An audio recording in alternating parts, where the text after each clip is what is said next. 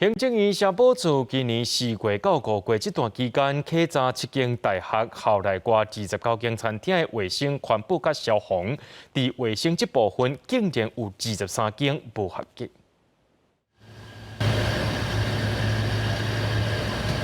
冰箱门旁有几落只胶纸咧扫，这是消保处稽查大专二校的餐厅甲周边店头所发现的情形。即摆消保处稽查7间大专二校校内外29间餐厅，卫生安全管理项目就有23间无合格，接近8成。那卫生部分包含这个 GHP， 就是食品良好卫生规范准则的一个查核，再来就是我们抽验那个店家所贩售或提供的那种饮料，另外也检验他们的油炸油。最高的第一个就是那个从业人员应办理年度健康检查，那第二个就是那个餐厅的这个墙壁啊、支柱或地面应该保持清洁哈。再来一个违规项目就是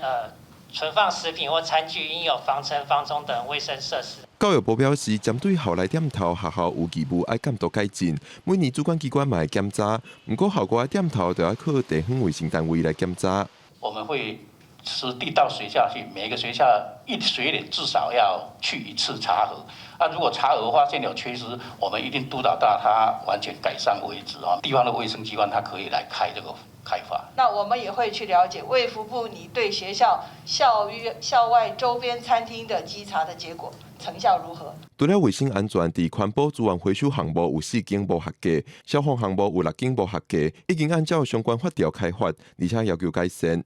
记者郭文良随台北报道。